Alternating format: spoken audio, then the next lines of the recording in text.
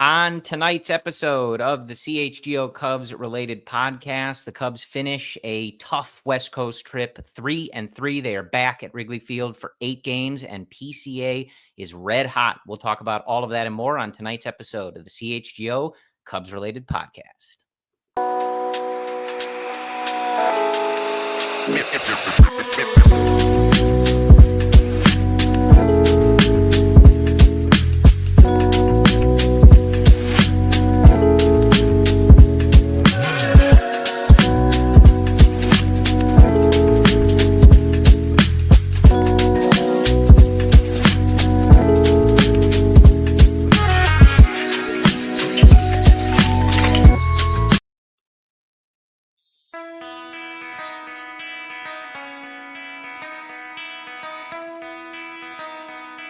This is the CHGO Cubs related podcast driven by Toyota. Let's go places and bet 365. Whatever the moment, it's never ordinary. Use code CHGO365 at sign up. Hello, everyone, and welcome into the CHGO Cubs related podcast. My name is Corey. Tonight, I am joined by the one and only Kevin Wells. You know him from the Sunday edition of the CHGO Cubs podcast. He is filling in for Dr. Brendan Miller, who is fine, but we're giving him a break. The Justin Steele news hit him very hard. He needed to take a week off, Kevin. But that makes two of us. Yeah. We have plenty to talk about on this off day. If you're joining us on YouTube, hop in the live chat. Tell us what you're thinking about as we sit here ahead of an 8-game homestand. If you're listening on your podcast feed later, of course, hello and welcome. The Cubs go to Los Angeles and take 2 of 3 from the Dodgers. Then they go to San Diego and drop the series, winning just 1 of 3 there. But 3-3 road trip overall, Kevin, against 2 teams that I think they're both favorites for the National League to represent in the World Series. It's just that they're in the same division. So the Padres kind of get knocked down a little bit in their odds. But going into the trip, my whole thing, even with the rest of this stretch, finishing with probably that Philly series, that 14-game stretch, was just survive. Like, just don't have some awful slide that puts you behind the 8 ball, things like that. And I would have been totally content with it.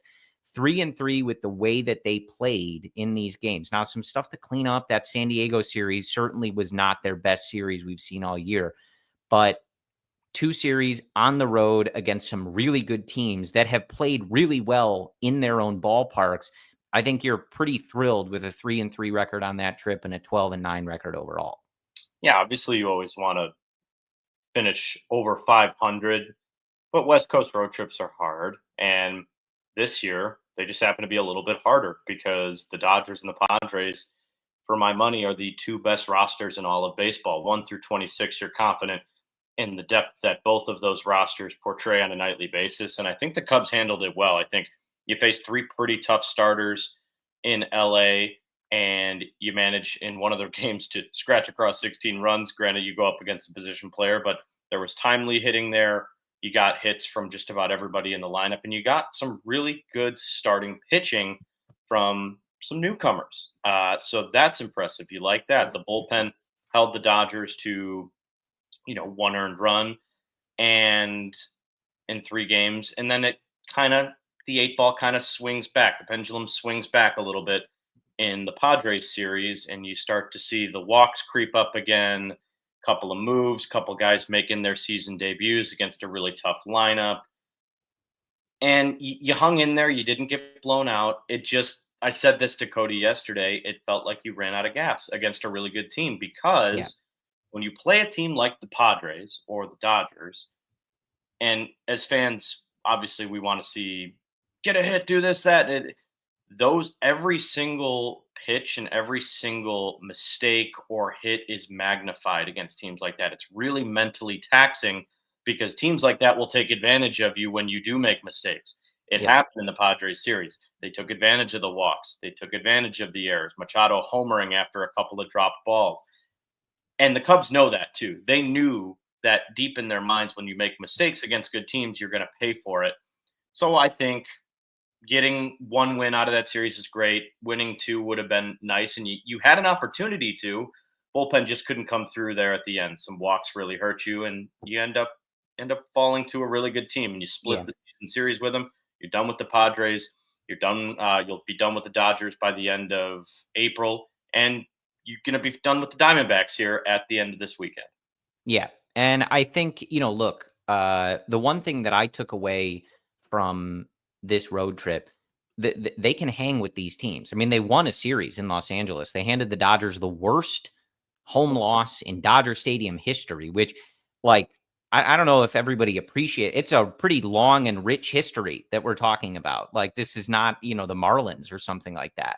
So that was a very impressive win. And then you follow it up by shutting them down in a close 2-run game that you had to like use all of your bullpen on a day that Colin Ray started, and you shut that down. And then you played with San Diego. I know it's going to be easy to feel like there were some wins left on the table. And we'll talk about that. We'll talk about the rotation and the bullpen as we go forward in this episode of the podcast. But I think ultimately you have to feel pretty good. This has been a very difficult start to the season for the Cubs in terms of their schedule. And, that's not at all to suggest that playing bad teams guarantees wins or anything like that. But they've been playing good teams and they look like they are up to the task. And of course, on this road trip, you did that without Justin Steele. You did it without Seiya Suzuki, at least until that, for part of it. And they still look like they belonged with these teams. And when we talk about the bullpen, we'll come back to it. But the Padres treated those 3 games almost as they were must wins. I mean, they were emptying the tank in their bullpen. And that's not to suggest like, oh, well, that's why the Cubs lost or anything. But like they were giving you their best effort. I believe we saw Jeremiah Estrada every single night in this. We'll talk about that as it relates to the bullpen. But you hung with them. You lost some close games on the road. Like there's worse things than that. And as we go forward, maybe you look at one of those games and say, wish we had taken that one. Like wish we had gotten that runner in from third and, taken that series in San Diego. But all things considered, with how this season started and the teams that the Cubs have played, I think for them to be sitting 12-9 after that West Coast trip, you got to feel pretty good about the position that this team has put themselves in. And Kevin, I want to transition to our first, in-depth players segment. And that's going to be none other than Pete Crow-Armstrong. And he is going to be our What's Brewing moment. And that is brought to you by Sam Adams American Light, cold, crisp, and refreshing. Game day just got better. PCA is what's brewing, Kevin. We were all hyped on him. We were all excited. But after this kind of torrid stretch that he's been on, he's up to a 121 WRC plus, a 780 OPS.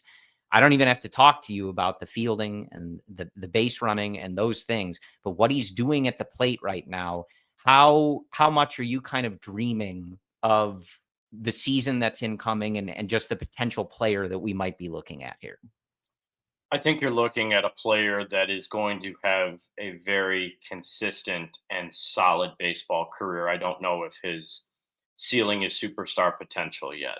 I don't want to read too much into it, but we do have the sample size now, right? Dating back to last season, the sample size is there. The at bats, almost 300 at bats. Just a fun little thing I wrote down too, since allegedly rejecting or tabling contract offers. Yeah, he's slashing 444, 444, 1.056. He's 8 for 18, 3 doubles, a triple, 2 homers.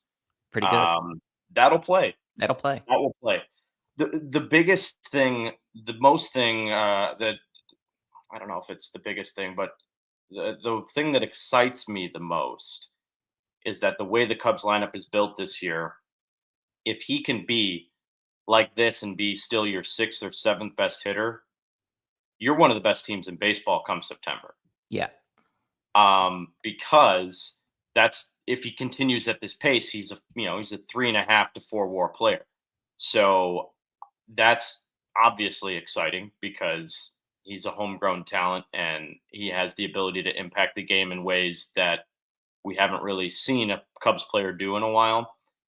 But again, he's a young player. There's still a lot of swing and miss in there. He's still struggling with breaking balls. He's still struggling with high velocity. But The big thing is the contact rate is there. The swing speed is there. The advanced metrics show that he is progressing and growing as a hitter.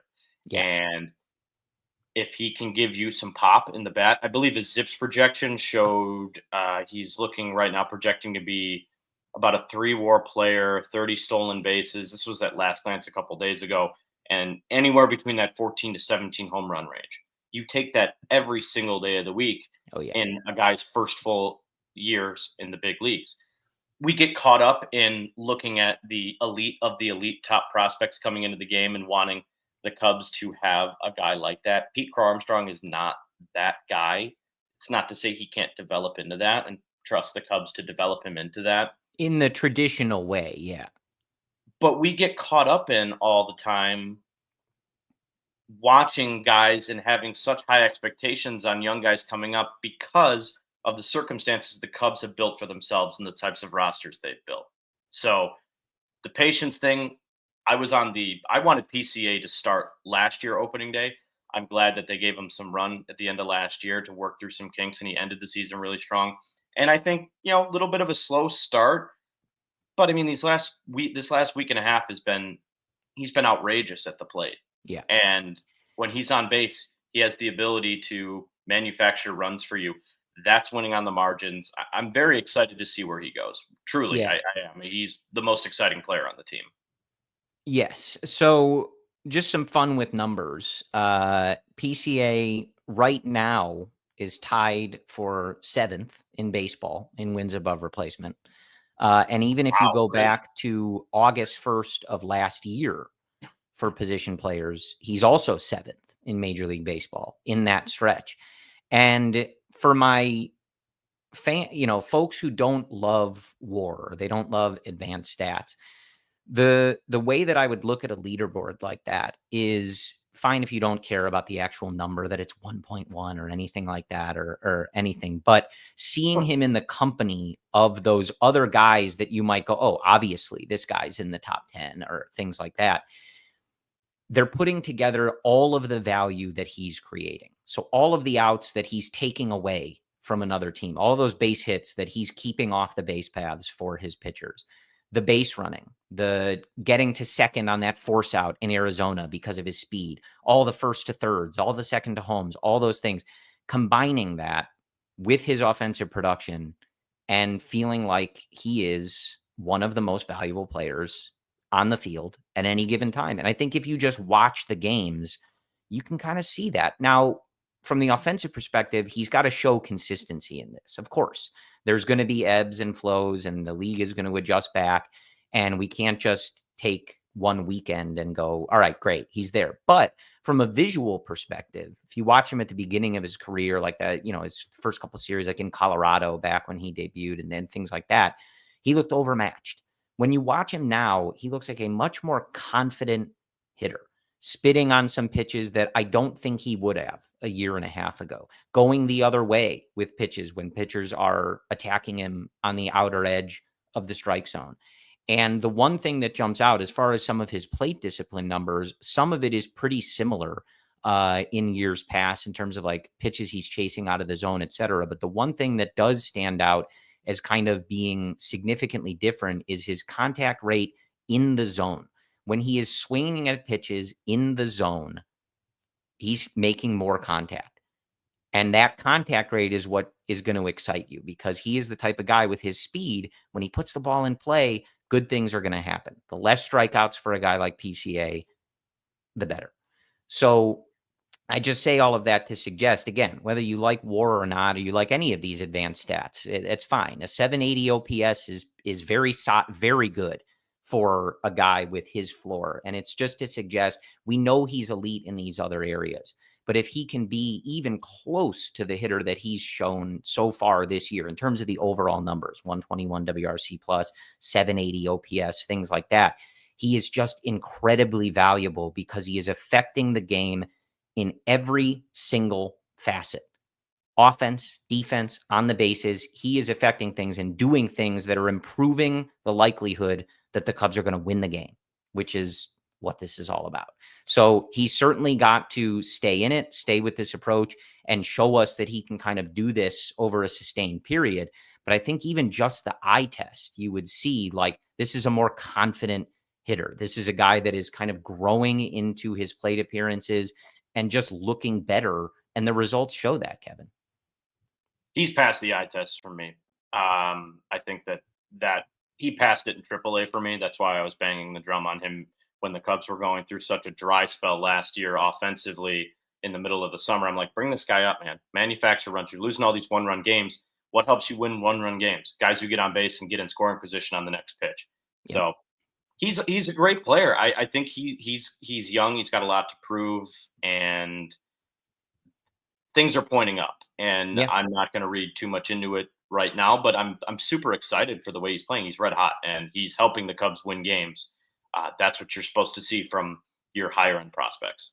Yeah, absolutely. So we're going to hit our first ad break here. When we come back, maybe a little more on PCA, and then we will get into some of the rotation stuff following the Justin Steele injury news. The bullpen, I'm sure all of you are very excited to hear and talk about the bullpen some more. Yes. And we'll do that after we come back from our first break here.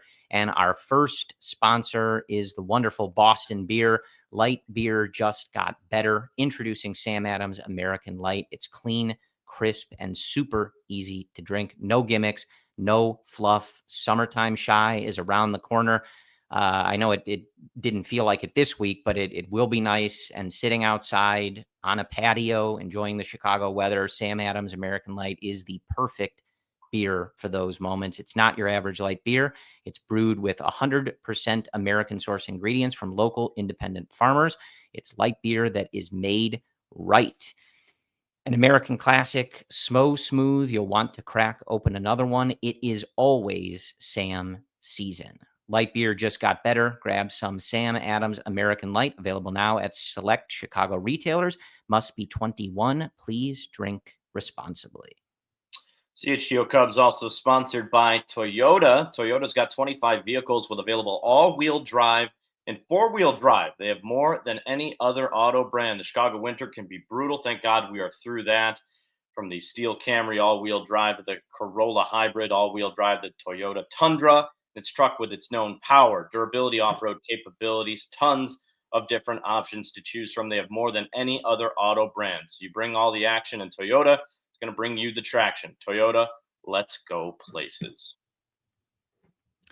All right, Kevin, back in here. So, look, and just to finish on PCA, I think the one thing too, like anytime you're getting stretches like this, the league is going to adjust back. They're going to try to figure out how to stop him from hitting and things like that. But, it's always the sign that you want. We could just easily be watching, the same thing we saw at the beginning of his career. You don't see that progress. You don't see those hot stretches, and you're just hoping for hits to fall, things like that. This is a different thing. This is that progress that you want to see. And he's going to get challenged, and I expect him to be up to that challenge. But it's a lot of fun when you know that a player has such a high floor because of the skills that he's bringing on defense and base running. And then when you see a stretch like this on offense, again, get as carried away as you want. It seems like I'm a little more carried away than you are, Kevin, at this exact moment. But Yeah. it's just fun to dream on, where you're like, man, I already know this guy is going to win some Gold Gloves, and he may lead the league in stolen bases in a certain year, or at least be up there. But man, like if he can put it together at the plate like this, it really is interesting. But yeah, as Jim says in our chat, like all about consistency. 1 week a career does not make, but it's just seeing that arrow pointing in the right direction. The one thing we have seen consistency with Pete is in the field, and I know everyone wants to talk offense. Hitting is sexy, and that's that's majority of fans love to watch hitting, and I'm with you. I love hitting, but I love the game of baseball for the type of athlete you have to be to play the game, and the intelligence factor you have to bring to the field.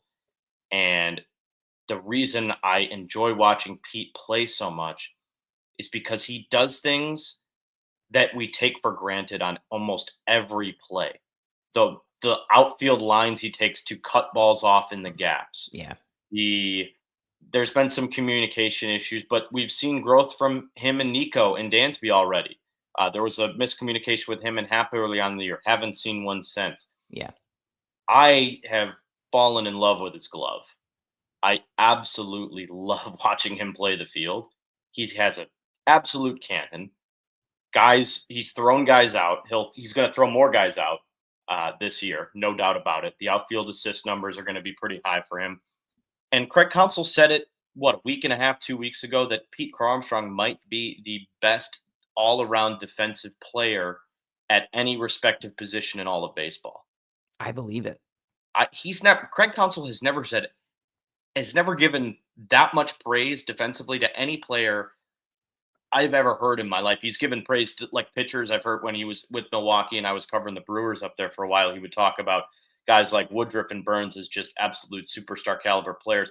But I've never heard him talk about a specific defender like that Yeah. before. So Craig I knows it when he sees it, and you all should know that too. That yeah. when Pete makes a play in the field, chances are he made it look a lot easier than it probably was. Yeah, I love sometimes when we get, I've mentioned it before, but when we get those kind of like behind the plate views of him in center field, the kind of pulled back one where you can see as soon as the ball makes contact with the bat, how much ground he's really covering. Because when we're watching on the regular broadcast, he comes into frame or they cut to him kind of already positioned there. But those peeled back views let you see like, oh man, like this guy is covering half the field. He ends up camped under it, but like you're watching, and the reads that he has, like you said, the lines, those very like simple technical things. But hey, think of how many games where cutting off a ball and preventing a runner from getting from first to second or second to third or things like that, it might make the difference in the game. And Happens he's all the doing time. those plays every single time that he is out there. And those are things that we can kind of quantify at this point, but maybe not to the degree that he's actually impacting it. I want to go back to an earlier comment that we had in the YouTube chat, I think from James, wanting PCA to be the leadoff hitter. So I just think that's an interesting thing to touch on for a couple minutes. I would not be in favor of that, just personally. I understand the, instinct or interest in getting the guy with that level of speed up to the top of the order. And even not just in the leadoff spot, as James had mentioned, but just moving him in the order. I'm curious how they're going to approach that. Obviously you're coming off a weekend where Dansby looked pretty rough. He had a rough series in San Diego in particular, was getting eaten alive by some high fastballs in particular. Whether that we see PCA move down, I'm not sure. It's one of those things where do you kind of like leaving him a little further from the meat, feel a little less pressure, kind of do your thing, make your adjustments, be the one to kind of lift up the bottom portion of the order? Or do you want to capitalize on that, strike why the iron is hot? And as far as leadoff, though, goes, I think with the, excuse me, the level that he's striking out, some of the swing and miss that he still has in his game, it just wouldn't be my preference. I don't think that that's going to be the best place for him. And I think Ian Happ is a really ideal leadoff hitter. The way that Ian Happ puts together plate appearances, his on base percentage. I know he hasn't started this season the way that he would like, and that's necessarily consistent. He has uh, heated up a little bit over this past stretch. But, Ian Happ is a guy that from 2022 on, and I mean, even if you go back to like 2020, like remarkably consistent. Like this is a 122 WRC plus guy that he's just going to do that every year. And when you can have a guy, going back to 2022, 342 on base percentage, 360 on base percentage, 341 on base percentage. Right now it's 320. That's the guy you want at the top of the order. And don't even get me started about moving Ian Happ. Like I don't want him hitting in the 3-hole as a right-handed hitter. We've been through that before, with David Ross. So I think Happ just hasn't gotten off to a hot start, but he's a remarkably consistent offensive player for the last several years. And I think his plate approach and the way that he sets the table, and his, he's got a little bit of speed. He's got the ability to hit for power and get extra base hits to immediately put somebody in scoring position for Kyle Tucker or Seiya Suzuki. I think he's a really good option there. And at least at this moment in his career, I don't think that Pete is. Everything you said is 100% factual. And listen, it is exciting to think about Pete in a leadoff role somewhere down the line. But I will say this now, and this is something that I want fans to start taking note of what other managers do. The Cubs, the top four guys in their lineup are going to be the top four guys in their lineup every single game this season, barring a major trade for another bat. Why? Because Ian Happ is second on your team in walks, and Kyle Tucker is first. Kyle Tucker is your best hitter. Your best hitter is going to hit first or second in the Yeah. lineup almost every day, depending on matchup. Because why? Because it gives him the opportunity to get the most at bats in a game. That's why Dave Roberts has Shohei Ohtani batting first, because Yeah. Ohtani can get 5 at bats a game versus he would only maybe get 4 if he's batting in the 3 hole or the 4 hole. Pete's just not quite there for the leadoff role yet. Not saying he can't be, but with where Ian Happ is in his career and the success that he's had in the leadoff spot, there's absolutely no reason to change that at this moment in time. And Craig's not going to do that. Yeah. So that's why I don't. It's a reasonable thing to bring up and think about. Yeah, I understand. Yeah. But I'm not going to entertain it because right now, with the way the Cubs offense is humming along, as of earlier in this week, they led the league in walks and they led the league in hits. If it ain't broke, don't fix it, you know? Yeah. And like I'm I telling you right now, Ian Happ's the leadoff hitter the entire year. That's not yeah. going to change. I also think too, right now, maybe long term we'll see, but I also would note that, PCA is not a speed guy in the way that like Juan Pierre was a speed guy. Now, Juan Pierre never took any walks. But at the same time, like, he was rocking like a 5%, 6% K rate, like an incredibly low strikeout rate. Like that's not what PCA is doing. That's part of the reason that, teams, especially in his prime, would put a speed guy like Juan Pierre at the top of the order. He would slap the ball on the ground, beat it out to first base, and just go from there. It's not really that's not really what PCA is doing. He strikes out too much to have that strategy be in place. And at least for right now, he's making adjustments. He's getting comfortable, and you're seeing that, I think, in the numbers and visually. Moving a guy to the leadoff spot, we've seen this with guys in the past. A lot of pressure comes with that spot. You want to hit in front of Kyle Tucker, you better hit, and you better perform, and you better be setting the table on a nightly basis. And that's a lot of pressure. And I wouldn't put that, even if down the road throughout his career, maybe that's a position you want him in. Right now, though, I think you got to focus on him just making those adjustments and improving as a player and not focusing too much on what his role in the lineup is. Focus on PCA for right now. Don't focus on what his role in the lineup is and how he's affecting these other hitters. And did he give Kyle Tucker and Seiya Suzuki an RBI opportunity? And it's too much for him to do right now. And that would be even if I didn't think Ian Happ was basically as good of a leadoff hitter as you could find, at least for this moment. And it's okay to have recency bias too, because I think that comment specifically is a little bit recency bias, right? Because Ian Happ, his strikeout numbers have ticked up a little bit here in the last week or so. He's sitting at 19 for the year, but Pete still has more strikeouts than him. Pete's at 22. Dansby has the team lead because he just had a brutal series. That's not going to continue that way. It's just I hope not. it's a game of it's a games of yeah. I hope not. You're right. It's a game of ebbs and flows there. Right now, enjoy like you said, enjoy the player Pete is. Expect him to be put a reasonable ceiling on him this year. If he can be the 5th best hitter on the team, that's exceptional. If you should be arguing right now for anybody to be moved up in the lineup, it's Nico Hoerner. That's to the 5 hole. yeah. But Pete right now, keep him where he's at. There's no consistency is key here. That was basically what I was going to say. As far as the lineup is concerned, like I get the he's hitting, especially showing a little bit of power, like maybe move him up. Dansby obviously struggled. I mean, it's pretty interesting. And Boogan, Sut were talking about it even in this San Diego series. Like his hit rate is pretty good and better than it's been in other years, but he just isn't getting those results. He's hitting the ball in the air pretty hard, not getting those results. He's down to a 571 OPS at this point after a pretty brutal stretch. But the thing with Dansby, like we've been through this, like he's not your 4 hitter. He's not going to be this juggernaut of a hitter. If you can get him to 115 WRC plus, high sevens OPS, things like that, same as PCA, very valuable player. He's a good base runner, not an elite base runner, and he's an elite defender. So as long as he's able to hit in that range, and he has for the most part of his career, but he's going to have these stretches. He's not an elite hitter. He's not going to be. If you want to move him down, like you said, I would be fine moving Nico Hoerner up to that 5 spot. Nico Hoerner's red hot, looking really, really comfortable at the plate and just putting together some fantastic at-bats and plate appearances. So if you were going to move, looking at their lineup in the finale against San Diego, and then we got to hit our second ad break here.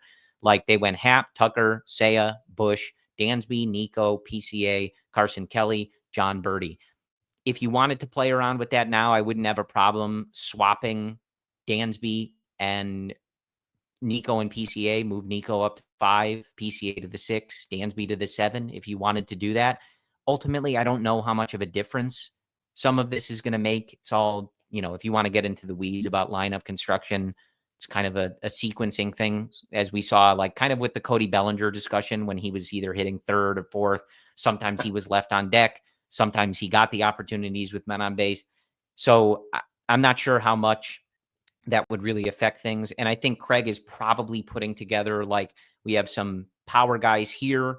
We have some speed guys here. Where do you want Nico with that kind of elite bat to ball contact skill? And what's the best way to kind of utilize that? So I would expect we see some changing maybe in that middle portion of the order. But as you said, Kevin, barring something significant happening on a day-to-day basis, right now, your best hitters are Happ, Tucker, Seiya, and Michael Bush. And I would put them at the top in some order. And behind that, probably you're going to have your catcher and whoever's at third base now in your 8-9 spots. And other than that, Craig can do as he sees fit. And I will probably not take too much issue with it. Me either. I agree. Me either. So let's hit our second ad break here. When we come back, want to talk about pitching. Everybody wants to talk about pitching. So let's hit our second ad break here. CHGO is sponsored by 4 Seasons. Nobody likes being hot, sweaty, sticky, and the Chicago summer is right around the corner, and all of those things will be present, and we will all be dreaming of the wonderful, nice, cool feeling of the air conditioning inside. Is your home air conditioning up for the challenge, or are you looking for a change? 4 Seasons Heating and Cooling has been serving Chicagoland for over 50 years. Now is the time to get your air conditioning checked out, and 4 Seasons experts are ready to help you with AC installation, maintenance, and repair. Last year was officially Chicago's hottest on record. The heat index even reached 114 degrees last summer at O'Hare. And I don't know what Chicago summer has in store for us this year, but I would imagine more of the same. When it's hot and humid, you want to know your home will be cool and comfortable. 4 Seasons expert technicians ensure you always receive reliable service, and 4 Seasons does not charge more for service during nights, weekends, and holidays. Their AC tune-up special is just $89.95, and it includes a 1-year no breakdown guarantee. Gotta love a guarantee. Your trusted local experts are 4 Seasons Heating and Cooling. Visit 4seasonsheatingcooling.com for all their special offers and money-saving coupons. That is 4seasonsheatingcooling.com.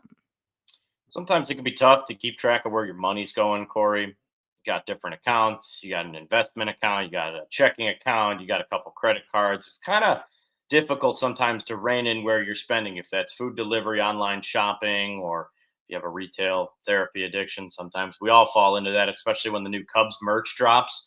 Finances can be messy. They can be confusing. Monarch Money acts like your personal CFO. It gives you full visibility and control so you can stop earning and start growing. It's more than the average budgeting app. Monarch Money is a complete financial command center for your accounts, your investments, your goals. Don't just manage your money. Start building your wealth with 50% off your first year for all of our listeners. What I learned about Monarch Money when I downloaded the app, I was able to specifically kind of budget out different things for different, I have my food delivery. I have some fun money. I have my golf money. I'm able to kind of siphon money into each little thing. It kind of tells me where I'm at each month, and I'm able to keep a nice budget in there as well. And I'm trying to save money because I want to buy a condo. I don't really like paying rent anymore. I have a goal set aside for that. Monarch Money kind of keeps me within the confines, the friendly confines of where I need to be. So start managing your finances to build the life you actually want. Monarch Money makes managing money simple, even for busy lives. With all your accounts, credit cards, and investments in one place, you'll always know where your money stands. Named the Wall Street Journal's best budgeting app of 2025, the top recommended personal finance app by users and experts, over 30,000 5-star reviews. So get control of your finances with Monarch Money. Use code CHGO at monarchmoney.com in your browser for half off your first year. Again, 50% off your first year at monarchmoney.com with the code CHGO. All right, Kevin, let's talk pitching a little bit. I don't think we're going to get too much into Justin Steele. Luke and Cody talked about that, and now we're a few days removed, so I think people have kind of gotten their thoughts on that. Brendan and I also, ahead of the news, we were hoping for the shorter timeline, but we kind of offered our thoughts on, what they would be if he were out for it. It's not good. Let's put it that way. And I think our thoughts on Justin Steele will kind of come clear as we talk about the rotation. So the rotation ahead for the weekend against the Diamondbacks, all righties for the Cubs: Colin Ray on Friday, Ben Brown on Saturday, Jameson Taillon finishing things on Sunday. And I think to answer Barbara's question in the live YouTube chat, I don't think Kevin has any charts or graphs. So everyone's going to have to live without Dr. Brendan Miller's charts and graphs. I don't know how I will sleep without knowing, where Brad Keller's changeup and what kind of horizontal break it had, but we're all just going to have to survive, Kevin. Just do our best and see if we can get through it. But I think the main thing, and it'll become clear as we're watching this weekend, is this is going to be perhaps, I don't want to say the most significant storyline, but the the thing that I have my eye on, and I think we're all going to have to keep our eye on every day and every series with this team, is how are they using these pitchers? What are guys' workloads at? And what is everybody's availability? Because the one thing that, when we talked about it all offseason, obviously Shota and Justin Steele represented your main two, unless guys broke out or things like that, your two options for those top level guys. If you were going to have anybody compete for a Cy Young, it would be those two guys. Justin Steele did it for the better part of 2023.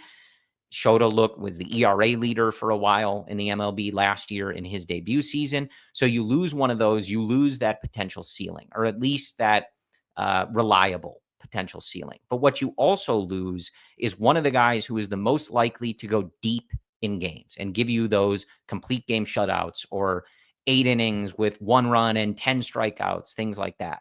That's what your best pitchers do. So now you're going to have a lot of short starts, Kevin. You're going to have a lot of 5-inning, 6-inning starts, and you're really going to be looking at guys like Jameson Taillon and Shota Imanaga to go deeper into games. And especially with Colin Ray, he's getting stretched out, but how deep do you want him going into games even when he is stretched out? Do you want him facing an order the 3rd time, a 4th time? Probably not. Not this Diamondbacks team. No. Yeah. So, and I say all of that to kind of tie it into a lot of the discussion that happened in the last several days, which was around bullpen usage. Did they pull this guy at the right time? Did they bring in the right guy? All of this stuff, it all ties together. And if you're going to get a lot of 5, 6-inning starts, sometimes maybe even less than that, you're going to have to plan very carefully who is coming in after that, who's available. And as we saw in that Padres series, as I mentioned, the Padres went full throttle in those games. They were prepared to use their best relievers every night to try to win those games. If you're having if you're having to cover 4 or 5 innings a night from your bullpen, Kevin, that's going to get pretty difficult to do for this Cubs team. Now, Javier Assad should be back soon, and he will definitely help with that. Jordan Wicks, I think, was a probable starter this weekend. He hasn't been called up. There isn't a roster move, but he's been removed, I think, from that start. So we'll see exactly what they're doing. Those guys will help significantly. And I'm not even necessarily we knew this might be an issue even before Justin Steele went out. With Justin Steele out, of course it's an issue. Most teams cannot afford this. The Cubs certainly were not built. They don't have that ceiling without him. It was in him and Shota, unless a guy breaks out. But it's just to say, not that they can't do it or that we need to be freaking out about it, but it is going to be a daily exercise in managing this pitching staff and kind of mapping out not only how do you want to get 27 outs today, but how are we going to get 27 outs on Saturday and then again on Sunday? I'll give it to you straight, Corey. I'm concerned. I'm concerned about the bullpen. Sure. I'm concerned about the moves that they made this offseason. Eli Morgan is on the IL now. Statistically, one of the worst players in baseball the first 3 weeks of the season. Negative 1.2 WAR, 10 earned runs in 7 innings. The walks were crazy, but he's not the only one. Nate Pearson looks horrendous. He has no control of his fastball. Seems like the king of getting 2 outs, and then when 2 outs come, the wheels just completely fall out on him. And guys, I don't know if it's dugout chatter where, hey, he struck me out on this pitch. I don't know if he's just being too predictable, but I have no faith in Nate Pearson. He gave me no faith last year when they picked him up, and he's given me none this year, and that's why he's in Iowa right now. And I don't think he's anywhere close to coming back. I think Tyson Miller will be the guy who will get called up hopefully soon. The Cubs need to make a move here. I don't know when that's going to come. You don't see the big trades, but you do see trades occasionally when you're really struggling. If Ryan Brazier doesn't come back and he's not really good, remember the Dodgers cut him and he had a very good year last year, but the Dodgers bullpen is stacked, so they just let him walk away. Yeah. The 2 guys I have my eyes on are Tyson Miller and Ryan Brazier right now, because I like where Luke Little's ceiling is. I'm just not going to fall in love. This is not the year to fall in love with what could be, and I'm not going to do that. If you can't throw strikes, you cannot be in high leverage situations. But to your point, Luke Little had to be there yesterday. He had to be, because you used so many of your guys in those 6 West Coast games. And Luke Little did give you some good matchups out there, gets 2 outs, and then just, he walked 4 guys. I mean, you just can't. That's not on the manager, guys. That's you can't walk 4 guys. And I know there was some calls on the margins. I know there was some, maybe you shouldn't have gotten there, but the Cubs have fallen in love with guys with stuff plus guys with command issues. And they're hoping to hit on a couple of them, and they haven't yet. And that's the reason last year they blew so many saves. This year, I'm not going to let my thoughts of last year's bullpen cloud this one yet. But my concern level is moderate to high. There's too many base runners. There's too many walks. There's only 1 or 2 guys in that pen when they go out there that are throwing strikes and getting consistent outs. Ethan Roberts might be that 3rd guy for me.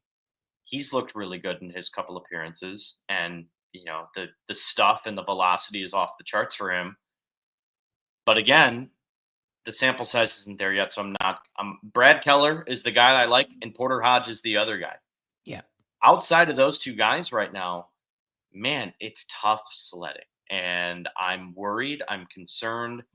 I do feel as though there is a move to be made on the horizon, especially if Ryan Brazier is not ready to pitch soon. I hope Tyson Miller comes back, and he's the April-May Tyson Miller that the Cubs traded for last year, because he saved them in a lot of games when they couldn't get outs last year. But the bullpen's an issue. They cut the corner on that this offseason. We all sat here and said that they cut the corner on the bullpen. You go out and require a guy to be your closer who is well past his prime, still a playoff veteran pitcher, still could have his best games ahead of him this season. No doubt. He's a proven veteran pitcher with a lot of playoff experience. I feel the same about Justin Turner. We're going to get to that. A guy who could serve you well down the line. But it's not the dominant elite closer that you saw the Padres roll out there in 3 straight games against you and Robert Suarez.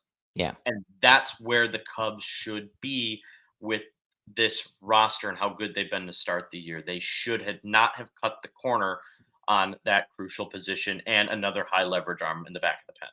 Yeah, the Padres are sort of they're going to have to rein in that usage. I mean, you can't pitch Jeremiah Estrada every night, or they're going to be asking where he is in September. You can if he's super efficient, but Right. I mean, Well, for not now, but yeah, talk to me in August or whatever when he's, getting the Steve Cishek treatment from Joe Madden and his well, arm is going to fall off. yeah, the We're elbows going go. to, yeah, we're going to hit our last ad break in a second here, but I think, yeah, this was always going to be part of the case. It's only something that's exacerbated with Justin Steele out. You were always going to have some ebbs and flows with this bullpen. You were always going to have guys that needed to get in there and prove themselves and make those adjustments. And unfortunately, guys, the only way to do that is by pitching to major league hitters in major league games. And when you play a bunch of close games in a row, there's only so many opportunities for Porter Hodge to pitch. He can't pitch every good hitter on the other team in every tough situation.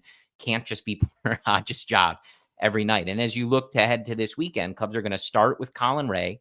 Only went 3 2/3 last time.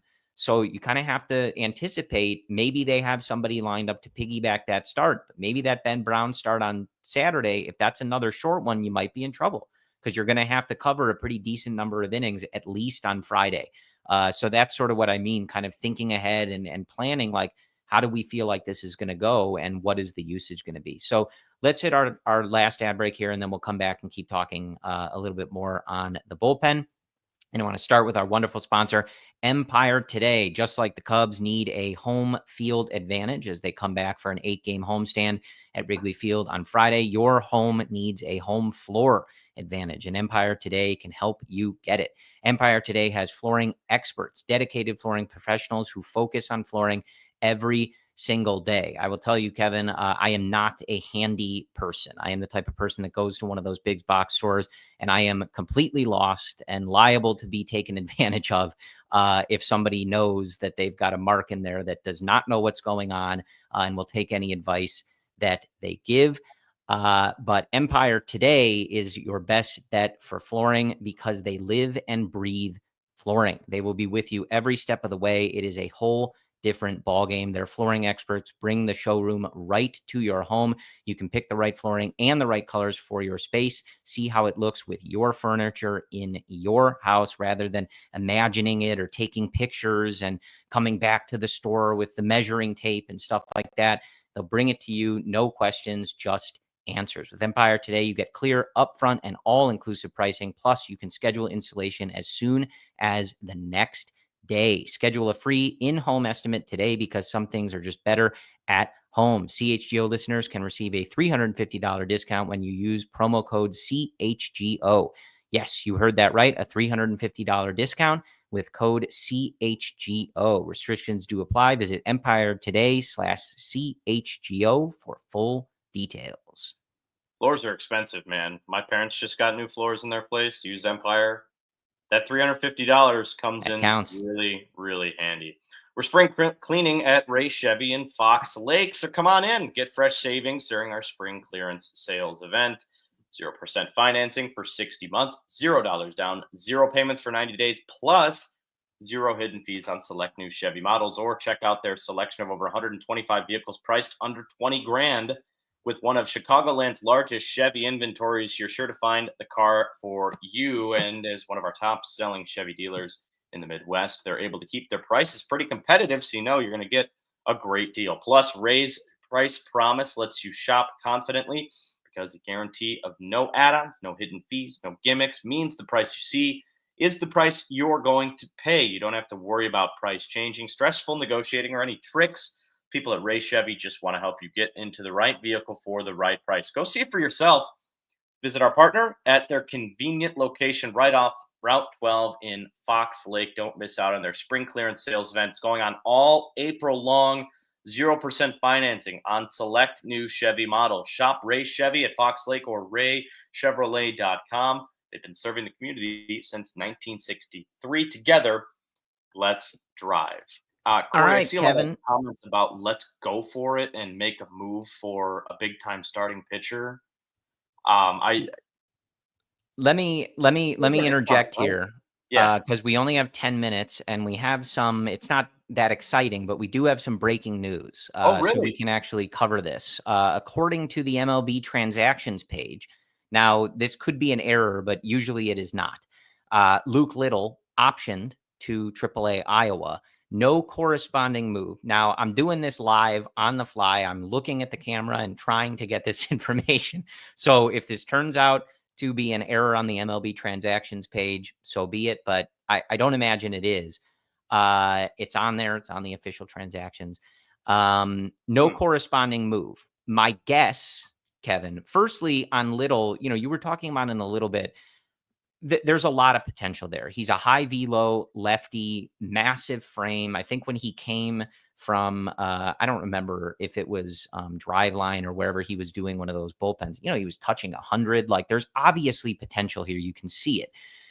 I think you can kind of sum it up in a nutshell. Like it's a tough team. You're on the road, but when you get your first opportunity in the big leagues for the year, and as a lefty, you start that by walking in the year 2025, Jason Hayward, your leash might not be that long, man. Like just to sum it up really quickly, like it's just not the way to start things and not a good sign of things. But Luke will get another chance. He's got a lot of potential and he'll get another opportunity at this. You just got to throw strikes. I mean, that's the key at this level. What I would imagine the Cubs are going to do is exactly as we just talked about it, having an option for Colin Ray tomorrow. And if I'm a betting man, Kevin, that option is going to be Jordan Wicks, who has not pitched since the 13th. And guess what the 5th day of his schedule would be? Friday at Wrigley Field. So I don't know that, but that's kind of why I was saying that even in the first place, that when you have a guy starting the weekend and he went 3 2/3 on Sunday, and like Colin Ray is a long reliever. Like he can spot start certainly, but he's not a guy you're ever going to be looking at. Like, yeah, he's going to go through the order 3-4 times, pitch 7 innings. You're going to need to be prepared. And right now they don't have, because Assad isn't there, because Wicks isn't there, because Brent Brown is in this rotation. You don't have that. Here's your long man. If Colin Ray goes 3 2, that's why you saw the game play out the way it did on Sunday. With after Colin Ray, they emptied the bullpen. Everybody came in. I don't think literally everybody, but almost everybody in that bullpen comes in and pitches an inning in that game. So let's see if that's what they do. I would be very glad to have Jordan Wicks back, or, we'll see what the actual corresponding move is. But I think it makes all the sense in the world, especially now that Justin Steele is for sure out. You're not just looking at Colin Ray as like, oh, you're making a handful of spot starts. So you have to address this for the rest of the year. I think that that's going to be a smart plan of, and maybe it's not always pairing those two together, but just having those guys, Wicks, Assad, and whoever's actually making the start or coming out of the bullpen. We'll see how they decide to go with that. But just having a plan for, this is our piggyback for today. We'd like to get through most of this game with these two guys, and then hopefully Porter Hodge or somebody is coming in and closing out a win. But you have more of a roadmap versus like, yeah, we'll get what we can out of Colin Ray, and then we'll see. Like this would be a much more likely plan, and that's what I would expect them to do. It definitely feels as though if I were a betting man, I would feel as though Jordan Wicks will be that corresponding move tomorrow. Maybe we'll see the picture of him walking into Wrigley Field before they announce the move on Yes, from Twitter. the lovely San Bernardino. Yes. Yeah. I'm sure that's how I'll be alerted to it tomorrow. If it is Jordan Wicks, we don't know if it is, but it feels like that will be the move. And listen, the Colin Ray thing, having a plan, it's smart because this Diamondbacks lineup is really good. They're coming off a sweep of the Marlins. Josh Naylor's homered in 3 straight games. Corbin Carroll is now near the top of all of the hitting statistics in the league. It only took him a week. He wasn't great against the Cubs the first time around, but that dude can flat out hit. Perdomo, another guy, takes a ton of walks. Their lineup is loaded, man. I didn't even mention Eugenio Suarez. So they have a lineup that is going to be tough to get through. And a guy like Colin Ray, who is not the stuff is, he can have a great start. I'm not saying he can't go 6 innings tomorrow. Yeah, you don't want to push it. It's smart to have a plan. I'm not expecting that at all. I don't think he's going to go very far in this game. You're going to need a lot of arms to get through this Diamondbacks lineup because they're a lot like the Cubs. The Cubs and Diamondbacks are really similar, Corey. They both have pretty good lineups: speed guys, contact guys, power guys. They take their walks. They situationally hit. Diamondbacks have like a better rotation, but I'm talking specifically the batting order. So what you see the Cubs do, the Diamondbacks also kind of do a lot of that. So it's going to take a lot of pitchers to get through these 3 games. And you just hope one of your guys, you hope Ben Brown is the guy who can get you replicate the start that he did in LA. And I think that he can. He's the linchpin for me right now, and the guy who really needs to step up if you're not going to go out, and they're not going to go out and make a big pitcher trade right now. I think they will this year. Yeah. Should they be in it? I see a lot of people saying, "Let's go get the big pitcher." They I might. think they will, but not Yeah. right now. Not right now. Yeah. Yeah. So Tyone has given you a lot of quality starts. I think you're going to look to lean on him. Matthew Boyd, almost 3 straight games of 6 innings pitched too. Yeah. Yeah, he's not Yeah, pitching. but and again though, with Boyd, he's one of those guys you got to be a little careful with, like how much, what is his usage for the whole year? How much are you going to have him, like, and just kind of keeping an eye on that. And we may run out of time before we even get to like thinking about Cade Horton. He's working up there. He had another good start recently. I think he threw 76 pitches, or something along those lines, and I think about 5 innings. So he's getting there, but that's, as I talked about with Brendan last week, like you got to decide, like, do you want to use those bullets now? Do you have him come up and like, just, he's your 6th starter, take it easy? Do you shut him down a little bit? Do you bring him up, let him go full throttle and shut him down when he has to shut down? There's a lot of different ways to think about that. And I understand that, fans are going to have different opinions on that, especially, if you're impatient. But as I mentioned, they had moved Wicks from where he was supposed to start prior to this. So I really would expect that to be the move. It would make a lot of sense. And then as it relates to the bullpen, like just finishing off on that, like it's going to be something they're going to have to address. They're going to keep bringing guys up, keep sending guys down, and you're going to have to build that trust from some of these guys. Outside of Saturday, Kevin, which was close for most of that game until that big inning that the Cubs broke it open. You played, even if you discount that, Friday, Sunday, Monday, Tuesday, Wednesday. Padres obviously blow open one of those games in San Diego, but that was close for most of the game as well. That's a lot of close innings where you are either tied or up a run or two, down a run or two. You're looking at those innings as we either need to hold on to this win or stay in the game. And at that point, man, everybody's got to pitch.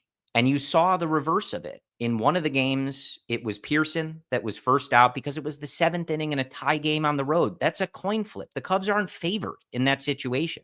Right. Early in the year, and I saw Alex Cora talking about this with the Red Sox the other day, you can't sell out every night. It's not the playoffs. You got to think about the whole season. But then just the next night or a couple nights later, they do the opposite. They start with their best guys first. And guess who's on the mound in the 10th inning when Fernando Tatis comes up? Caleb Tealbar. Like, so either way, these guys have to pitch and they have to do their job. Craig Counsell is not going to be perfect. He might make some mistakes, but in general, we knew this bullpen was going to be inconsistent and didn't have those uber reliable, like shutdown guys. And we're seeing that play out. I don't have the energy to debate Craig Counsell's decisions every night. This bullpen isn't good enough. Some of these guys are not doing their jobs. That's on them, and that's on Jed Hoyer. Craig he's working with what he's got, and they're going to have to keep shuffling those guys. I will say I like the quick hook with Pearson. Little is an extremely quick hook that's really, instructed by the injury, but that's what they got to do. Give guys an opportunity. Here's your shot. It's not just, hey, can you get outs in a 16-0 game? Like, can you get outs in a close game that we are trying to hang around in? And if you can't, you got to get out of here right now for me. And then I'll turn it over to you, Kevin, to finish up. Cody has the circle. Luke introduced the triangle the other night. Great graphic, by the way. I don't know who made that for him, but really nice for Luke Stuckmeyer. Porter Hodge, Brad Keller, Ryan Presley, Julian Merriweather. That's my group. Presley has looked better in his last few outings. Velo looks okay, getting more whiffs, not walking guys, looking better. I don't know if I trust it completely yet, but I feel better about it. But the only way they got Brad Keller there, Kevin, is to let him pitch and to try him in those tough spots and see if he can do it. And that's what they're going to have to keep doing. Yeah, it's Brad Keller, it's Julian Merriweather, and Porter Hodge for me right now. I'm not quite there with Ryan Presley yet. Fair. We didn't get to talk a lot about Justin Turner tonight, Yeah. but he falls into the same category as Ryan Presley for me. Proven commodities when you need veteran leadership in big games in September and October. If the Cubs are fortunate enough to get there, which I think they will this year, I think they have enough talent. That's when those two are supposed to shine, and I think they will shine. They will have those two will bring some moments. I'm just not there with Presley yet. You're right. The Yeah. velocity Sure. is good. Seeing the uptick in velocity gave me a little bit of a pat on the back. I was like, okay, maybe. Ethan When just Roberts, some whiffs. I mean, he had outings where he wasn't getting a single swing and miss. It's just not too what you many want from your closer. too many base runners. Yeah. The Cubs right now in close games, MLB defines close games as you're trailing by 3 runs, you're tied, or you're up a run. And the Cubs pitching staff in those, the numbers just aren't great. There's far too many hits, far too many walks. That should be a surprise to anybody watching this. We're all watching the same games. So cool it on the Craig Counsell stuff, because what is he? You're right. I mean, he's putting guys in there. He's looking at the numbers and the matchups and saying, this guy matches up historically well against lefties, righties. This is who I have available tonight because tomorrow we're playing this guy. It's a giant game. It's a juggling act. And I think we do get caught up in the, oh, let's win this game right now. And Yeah. that's important. But with how many injuries the Cubs have to some of their pitchers last season, now you're down Steele. Jordan Wicks is coming off an injury where he was shut down. Ben Brown was shut down last year. Who am I missing? There's Julian Merriweather's dealt Merriweather with an missed. injury. Yeah. Merriweather missed a ton of time last year. Matthew Boyd missed it. That is significant. That is a big portion of your staff that you have to keep an eye on because Yep. you're already down a 3 to 4 WAR pitcher that you're going to have to try to replace. Yeah. Because this isn't going to be. It'll be by a committee for a little while with Justin Steele. But if the Cubs really are good and they think they're good, they should not be sitting on their hands, and I don't think that they will. So until that time, though, Craig Counsell's job is going to be difficult in trying to push the right buttons here because the bullpen is just not. They've not thrown him or done him any favors yet. The bullpen has been Yeah. objectively bad to start the year. It had a really good series in LA. Other than that, outside of that, it's been bad. And we'll see. This is another big test.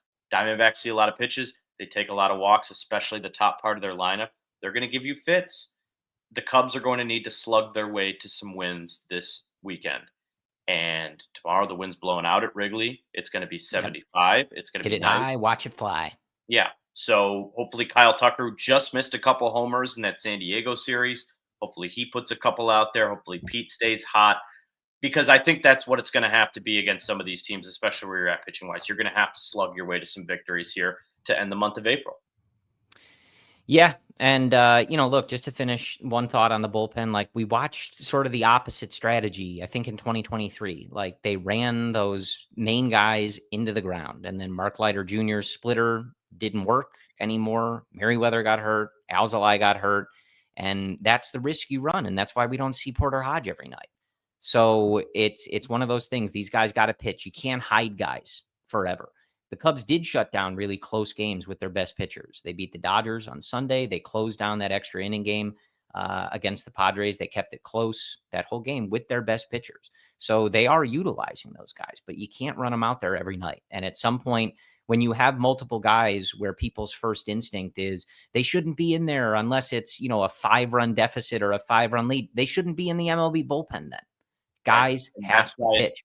You're going to play a lot of close games. And like this stretch, when you played 2 really good teams on the road, was basically 6 straight nights. 2 of the games get blown out in the end, but most of those games were close, and within a couple runs, guys are going to have to pitch. You can't hide them. And it doesn't mean that Craig can't make a wrong decision, but you got to make sure you're paying attention to who's available, how many times have they been used, et cetera, et cetera. And that is going to be a constant battle for Craig Counsell and his staff, unless they address the rotation and get some more top-level guys that can give you that length, or they supplement this bullpen. But I expect we see more things like Little going down, Wicks coming up, if it is indeed Jordan Wicks.